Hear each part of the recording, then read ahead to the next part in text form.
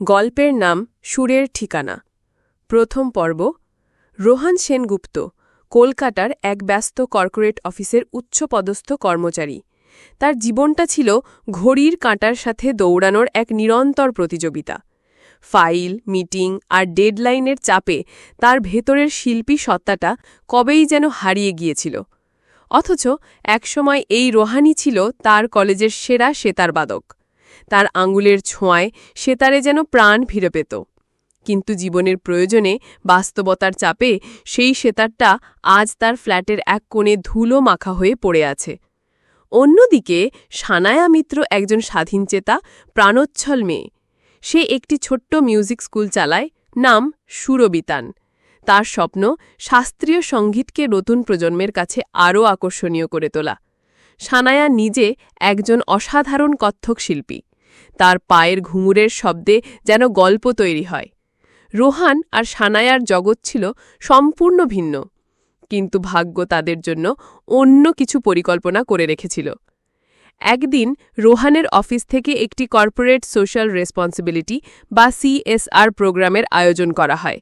সিদ্ধান্ত হয় তারা কোনো একটি অলাভজনক সংস্থাকে সাহায্য করবে। লটারির মাধ্যমে যে সংস্থাটির নাম ওঠে সেটি হল সানায়ার সুরবিতান। রোহানকে দায়িত্ব দেওয়া হয় এই প্রজেক্টটি দেখাশোনা করার জন্য। প্রথম দিন রোহান যখন সুরবিতানে পৌঁছায়, তার মনটা বিরক্তিতে ভরেছিল। তার মনে হচ্ছিল এইসব গানবাজনা মানে শুধু সময়ের অপচয়। কিন্তু স্কুলের ভেতরে পা রাখতেই সে থমকে গেল। একটা ঘর থেকে ভেসে আসছিল সেতারের সুর। কোনো এক শিক্ষার্থী হয়তো বাজাচ্ছে, সুরে অনেক ভুল, কিন্তু তার মধ্যেও একটা আন্তরিকতা ছিল। সুরটা শুনে রোহানের বুকের ভেতরটা কেমন যেন করে উঠল। বহু বছর পর তার ঘুমিয়ে থাকা শিল্পী সত্তাটা যেন একটু নড়ে চড়ে বসল। এরপর তার দেখা হল সানায়ার সাথে। পরনে সাধারণ সালোয়ার কামিজ, মুখে এক নির্মল হাসি আর চোখে স্বপ্নের ঝিলিক। সানায়া যখন তাকে পুরো স্কুলটা ঘুরিয়ে দেখাচ্ছিল আর তার স্বপ্নগুলোর কথা বলছিল, রোহান মুগ্ধ হয়ে শুনছিল। তার যান্ত্রিক জীবনে সানায়ার মতো এত প্রাণবন্ত, এত ইতিবাচক কোনো মানুষকে সে আগে দেখেনি। সানায়াও রোহানের মধ্যে একটা অদ্ভুত জিনিস লক্ষ্য করেছিল। লোকটার চোখে মুখে একটা কাঠিন্য থাকলেও তার ভেতরে যেন একটা নরম মন লুকিয়ে আছে।